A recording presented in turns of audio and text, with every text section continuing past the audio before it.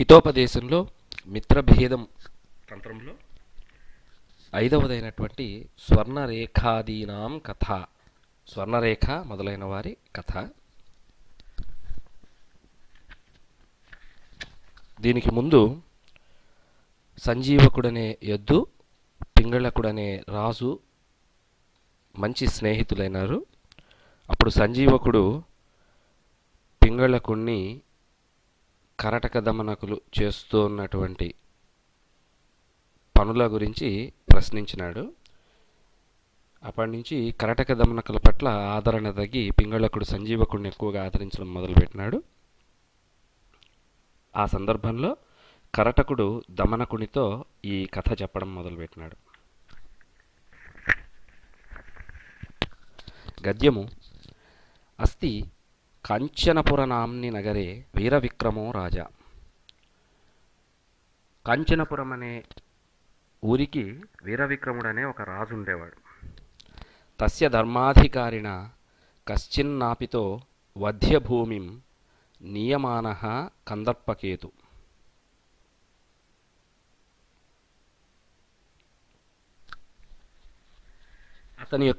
ఆ రాజు యొక్క ధర్మాధికారి ఒక మంగలివాడికి మరణశిక్ష విధించినాడు.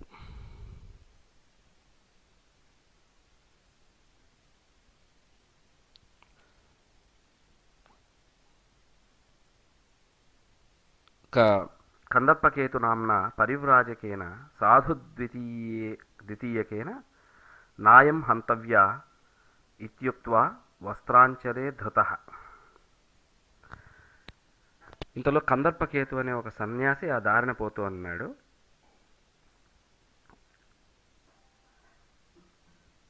అతడి వెంట ఇంకొక సాధువు కూడా ఉన్నాడు. సాధువు ఆ సన్యాసి ఏమన్నాడంటే, ఇతడు చంపదగిన వాడు కాదు అని పలికి ఆ మంగలివాడిని తన వస్త్రం అంచుతో కప్పాడు. రాజపురుష ఊచుహు. అప్పుడు ఆ భటులు అడిగినారు, కిమితి నాయం వధ్య, ఎందుకు ఇతన్ని చంపకూడదు? సాహ. అప్పుడు ఆ కందర్పకేతు అనే పరివ్రాజకుడు ఇట్లా అన్నాడు. శ్రూయతాం స్వర్ణరేఖామహం స్పృష్ట్వా ఇత్యాది పఠతి. వినుడు, స్వర్ణరేఖను నేను తాకి అని చెప్పాడు. అంటే ముందు శ్లోకాన్ని చెప్పినాడు అనమాట. ఆ శ్లోకం ఏంటంటే, స్వర్ణరేఖామహం స్పృష్ట్వా భద్వాత్మానంచ దూతిక ఆదిత్సుశ్చ మణిం సాధు స్వదోషాద్ధుకితా ఇమే.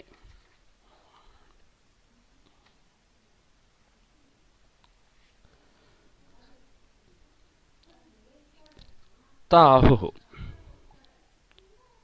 అప్పుడు వాళ్ళు ఇట్లా అడిగినారు, కథమేతత్, ఇదేం కథ అంటే, పరివ్రాజక కథయతి.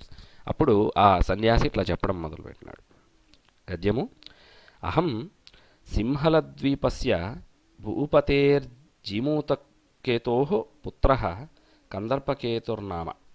నేను సింహళ దేశం అంటే ఇప్పుడున్న శ్రీలంక దేశానికి రాజైనటువంటి జీమూతకేతు యొక్క కొడుకునైన కందర్పకేతువును, నేను రాజుగారి కొడుకు.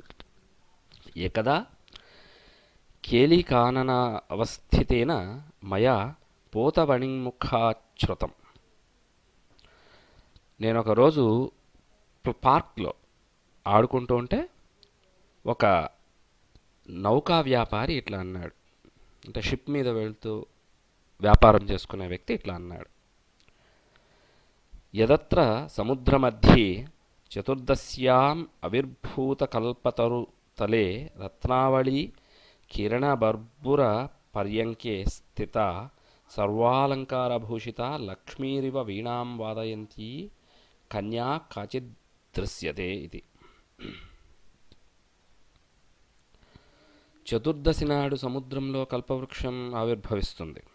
దాని కింద రత్న సమూహ కిరణాలచే శబలితమైన ఒక మంచం కనబడుతుంది. ఆ మంచం మీద సర్వాభరణాలు వేసుకొని లక్ష్మీదేవి వలె ఉండే ఒక కన్య వీణ వాయిస్తూ దర్శనమిస్తుంది. తతోహం పోతవణిజమాదాయ పోతమారుహ్య తత్ర గతః. అప్పుడు నేను ఆ వ్యాపారిని పిలిపించి అతని యొక్క నౌకలో అంటే అతని షిప్లోకి నేను ఎక్కి అక్కడికి పోయినాను. అనంతరం తత్ర గత్వా పర్యంకేర్థమగ్న తథైవ సావలోకిత. నేను అక్కడికి పోయి ఆ అమ్మాయిని నేను చూసినాను. తతస్తల్లావణ్యగుణాకృష్టేన మయాపి తత్పశ్చాంజంపో దత్తః.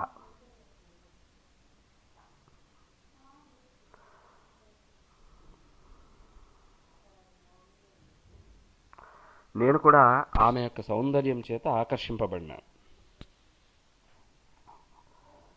ఆకర్షింపబడి ఆమెను సమీపించేదానికై సముద్రంలోకి దూకినాను. తదంతరం కనకపత్తనం ప్రాప్య సువర్ణప్రాసాదే తథైవ పర్యంకే స్థిత విద్యాధరీభిరుపాస్యమానా మయావలోకిత. కానీ ఆ మీదటనే నేను ఒక బంగారు నగరాన్ని చేరినాను. అంటే ఈ సముద్రంలోకి దూకితే బంగారు నగరం దగ్గర అక్కడ బంగారు మేడలో విద్యాధర సుందరీమణులచే సేవింపబడుతూ మంచంపై అలాగే ఒక సౌందర్య రాశి కనపడింది. ఈమె మాదిరి ఇంకొక ఆమె కనిపించింది. తయాప్యహం దూరాదేవ దృష్ట్వా సఖీం ప్రస్థాప్య సాదరం సంభాషితః. ఆమెను నేను దూరం నుంచే చూసి ఆమె నన్ను దూరం నుంచే చూసింది. తన ఫ్రెండ్స్ చెలికత్తెలను పంపించి ఆ చెలి ద్వారా సంభాషణ జరిపింది. తత్సఖ్యా చ మయా పృష్టయా సమాఖ్యాతం. ఆ చెలికత్తెలతో నేను మాట్లాడినాను. గద్యము. ఏషా కందర్పకేలినాంనో విద్యాధర చక్రవర్తినః పుత్రి రత్నమంజరీ నామ ప్రతిజ్ఞాపిత విద్యతే. ఈమె గంధర్వ చక్రవర్తి అయిన కందర్పకేలి అనే ఆయన యొక్క కూతురు. గంధర్వులు అనేవాళ్ళు ఒక టైప్ ఆఫ్ దేవతలు. కనకపత్తనం స్వచక్షుషా ఆగత్య పశ్యతి స ఏవ పితురగోచరోపి మాం పరిణేష్యతీతి మనసః సంకల్పః. ఈమె ఇలా ప్రతిజ్ఞ చేసింది. ఎవరు? ఈ కందర్పకేలి యొక్క పుత్రిక రత్నమంజరి ఇట్లా ప్రతిజ్ఞ. ఎవడైతే ఈ బంగారు నగరానికి స్వయంగా వచ్చి నన్ను తన కన్నులతో చూస్తాడో వాణ్ణి నేను తండ్రికి తెలియజేయకయే వివాహం చేసుకుంటాను అని అనిందంట. తదేనాం గాంధర్వ విధినా పరిణయతు భవాన్. కనుక ఇప్పుడు మీరు నన్ను పెళ్లి చేసుకోండి, ఈమెను పెళ్లి చేసుకోండి అని ఆమె చెలికత్తెలు చెప్పినారు. గద్యం. అథ తత్ర వృత్తే గాంధర్వ వివాహే తయా సహ రమమాణస్తత్రాహం తిష్టామి. అంతలో ఆమెను పెళ్లి చేసుకొని అక్కడే ఉండి ఆమెతో ఆనందంగా గడుపుతోని. తత ఏకదా రహసి తయోక్తం. అప్పుడు ఒకసారి ఆమె రహస్యంగా ఇట్లా చెప్పింది. స్వామిన్ స్వేచ్ఛయా సర్వమిదముపభోక్తవ్యం. ఏషా చిత్రగత స్వర్ణరేఖా నామ విద్యాధరి న కదాచిత్ స్పృష్టవ్య. స్వామి, స్వేచ్ఛగా ఈ సమస్తం అనుభవించండి, కానీ ఈ చిత్రంలోని స్వర్ణరేఖ అనే ఒక ఫోటో చూపించి ఆ ఫోటోలో ఈ స్వర్ణరేఖ అనే ఆమెను మాత్రం ఎప్పుడు తాకొద్దు అని చెప్పింది. పశ్చాదుపజాత కౌతుకేన మయా స్వర్ణరేఖ స్వహస్తేన స్పృష్ట. తాకద్దని చెప్పింది కదా, అందుకని మనకు క్యూరియాసిటీ పెరుగుతుంది. ఏమి అందుకని నేను ఒకరోజు ఆ స్వర్ణరేఖ అనే ఆ ఫోటో ఉన్న అమ్మాయిని తాకిన. తయా చిత్రగతయాప్యహం చరణపద్మేన తాడిత ఆగత్య స్వరాష్ట్రే పతితః. ఆ చిత్రంలో ఉన్న ఫోటోలో ఉన్న అమ్మాయి కాళ్ళతో నన్ను ఈడ్చి కొట్టింది. అప్పుడు నేను వచ్చి మళ్ళీ శ్రీలంకలో పడినాను. గద్యము. అథ దుఃఖితోహం పరివ్రాజితః పృథివీం పరిభ్రామ్య భ్రామ్యన్నిమాం నగరీం అనుప్రాప్తః. అప్పుడు నేను దుఃఖంతో ఇంకా సన్యాసం తీసుకొని అంతా తిరుగుతూ ఇదో ఈ నగరానికి ఇక్కడికి ఇట్లా వచ్చినాను. అత్ర చాతిక్రాంతే దివసే గోపగృహే సుప్తః సన్నపశ్యం. పగలు గడిపి రాత్రి ఒక గొల్లవాడి ఇంట్లో శయనించి ఈ విషయం చూచినాను. ప్రదోషమయే పశూనాం పాలనం కృత్వా స్వగేహమాగతో గోపః స్వవధూం దూత్యా సహ కిమపి మంత్రయంతీమపశ్యత్. గొల్లవాడు పశువులను మేపేసి సాయంకాలం ఇంటికొచ్చి తన భార్యను ఆమె దాసీతో పాటు ఏదో మాట్లాడడం చూసినాను. తన భార్య యొక్క దూతికతో అంటే తన భార్య యొక్క సేవకురాలతో ఏదో మాట్లాడడం చూసినాను. తతస్తాం గోపీం తాడయిత్వా స్తంభే బద్ధ్వా సుప్తః. పిమ్మట ఆ గొల్లవాడు ఆ భార్య దూతికను అంటే సేవకురాల్ని దండించి స్తంభానికి కట్టేసి నిద్రపోయినాడు. తతో అర్ధరాత్రే ఏతస్య నాపితస్య వధూర్దూతి పునస్తాం గోపీముపేత్యావదత్. పిమ్మట ఆ అర్ధరాత్రి సమయంలో ఈ మంగళవాడి యొక్క భార్య ఆయన ఒక దూతిక వచ్చింది, ఒక దాసి వచ్చింది, సర్వెంట్ వచ్చింది. ఆ గొల్లవాడితో ఇట్లా చెప్పింది,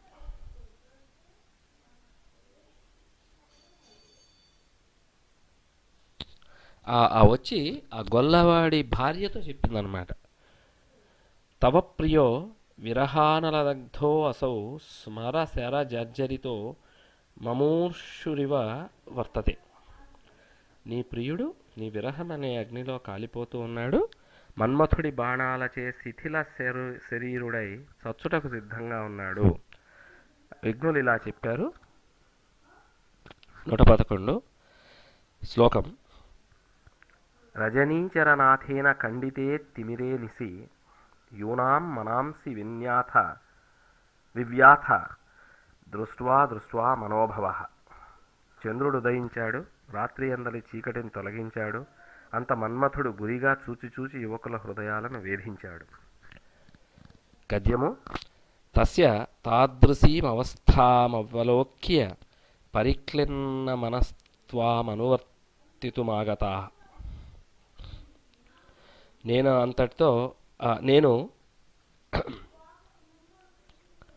అతడి అలాంటి అవస్థను చూసినాను, మిక్కిలి కలత నొందినాను, నిన్ను అనుకూలంగా చేయడానికై వచ్చినాను. అందుకే నేను నన్ను ఇచ్చట బంధించుకొని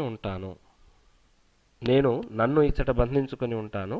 నీవు అచ్చటికి పొమ్ము, అతన్ని సంతోషపరిచి వెంటనే రమ్ము అని చెప్పింది. తదహమత్రాత్మానం బద్ధ్వా తిష్టామి త్వం తత్ర గత్వా తం సంతోష్య సత్వరమాగమిష్యసి. ఇంతకీ ఆ గొల్లవాడు బంధించింది తన భార్యనమాట అని చెప్పింది. ఇప్పుడు మంగళవాణి యొక్క దాసి ఈ విధంగా చెప్పింది. గద్యము. తథానుతిష్టతే సతి స గోపః ప్రబుద్ధో అవదత్.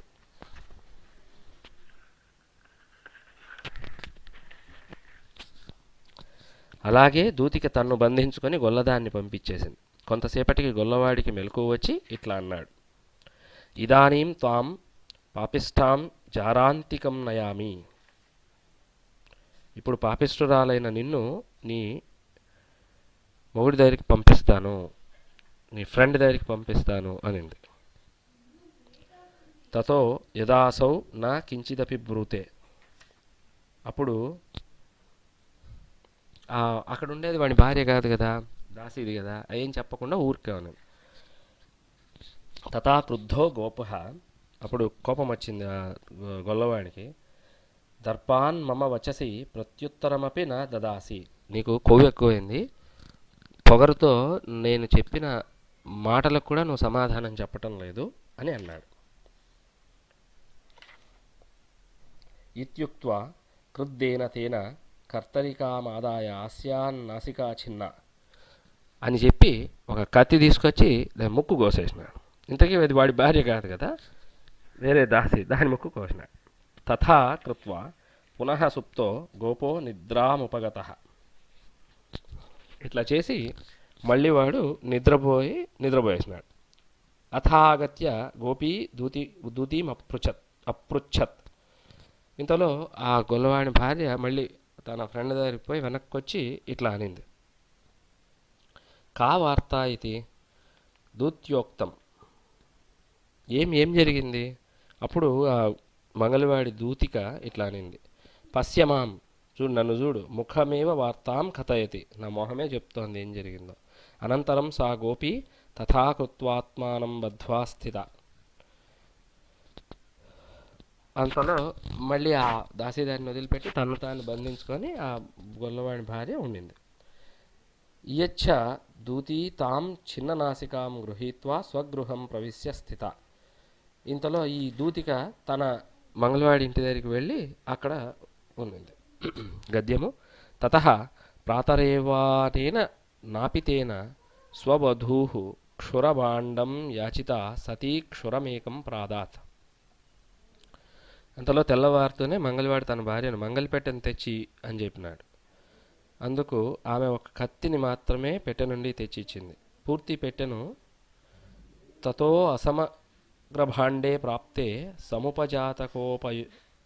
సముపజాతకోపోయం నాపితస్థం క్షురం దూరాదేవ గృహే క్షిప్తవాన్.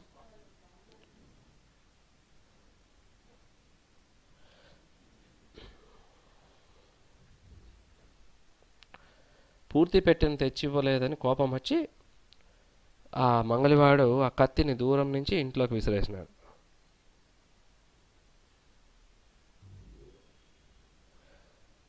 వెంటనే ఆ మంగళిది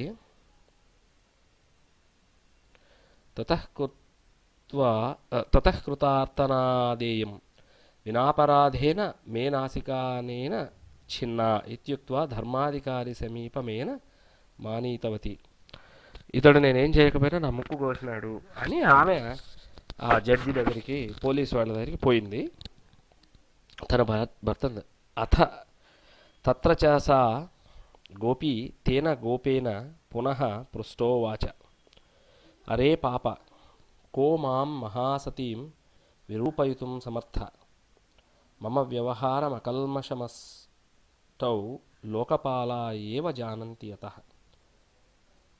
అంతటా గొల్లవాడి ఇంట్లో ఆ గొల్లది భర్త మరలా అడుగగా ఇలా చెప్పింది, ఒరే పాపాత్ముడా, నన్ను కురూపను చేయడానికి ఎవడికి శక్తి కలదు?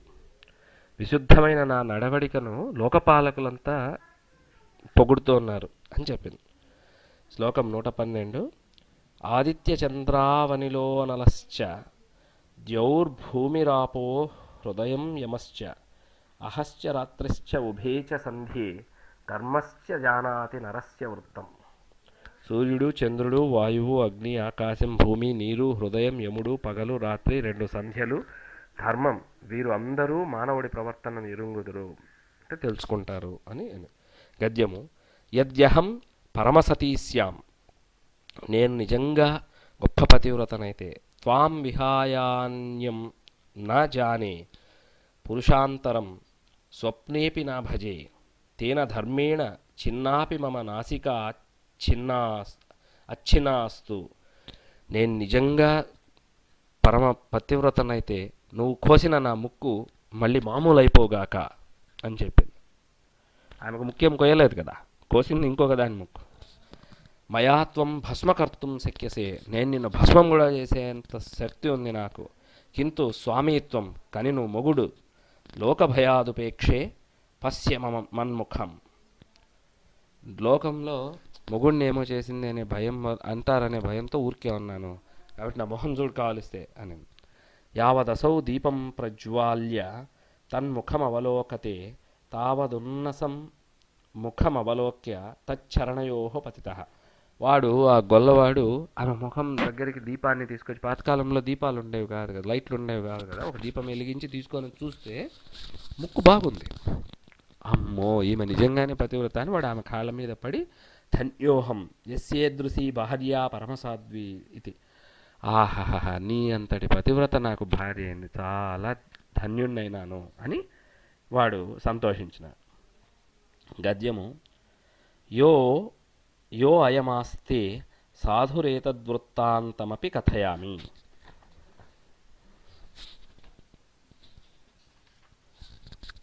ఇదిగో ఈ సాధువు విన్నాడే, అతడి విషయం చెప్తాను వినండి.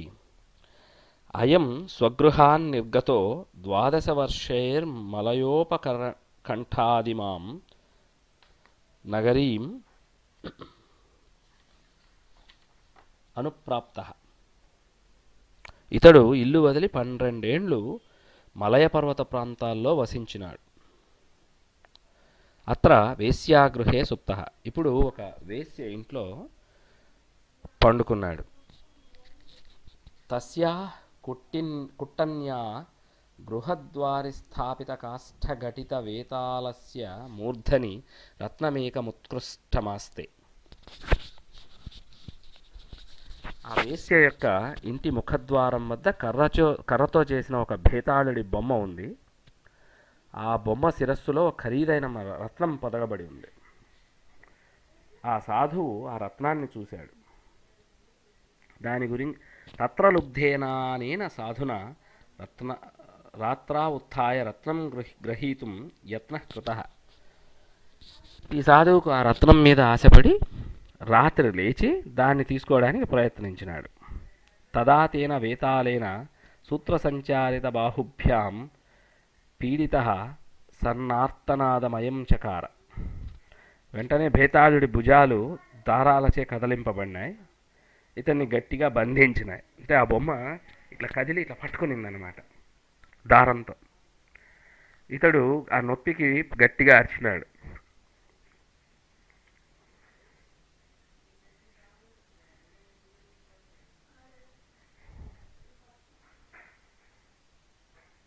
పశ్చాదుత్థాయ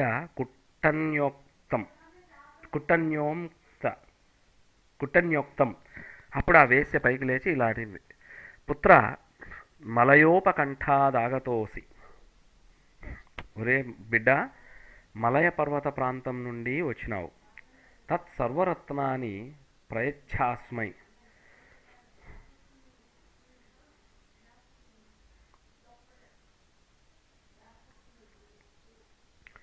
నీ దగ్గర రత్నాలు చాలా ఉంటాయి,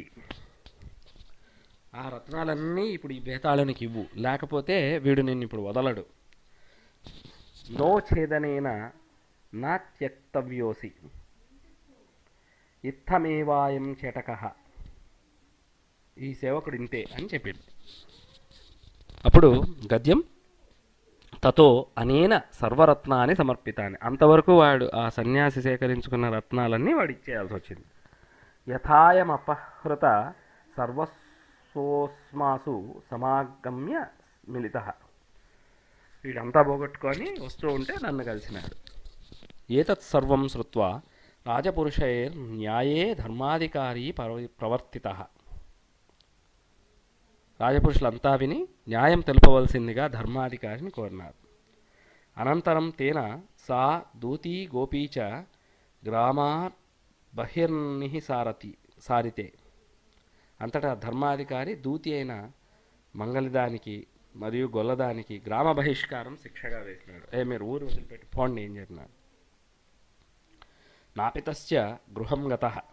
ఆ మంగళవాడు ఇంటికి పోయినాడు. స్వర్ణరేఖామహం స్పృష్ట్వా ఇత్యాది అతః స్వయం కృతోయం దోషః అత్ర విలపనం నోచితం.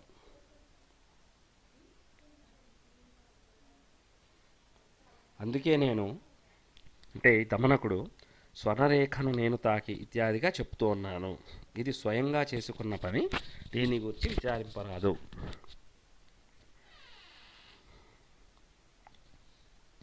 క్షణం విమృశ్య. అప్పుడు దమనకుడు ఒక క్షణం ఆలోచించి, మిత్ర యథా అనయోః సౌహార్దం మయా కారితం తథా మిత్రభేదోపి మయా కార్యః యతః.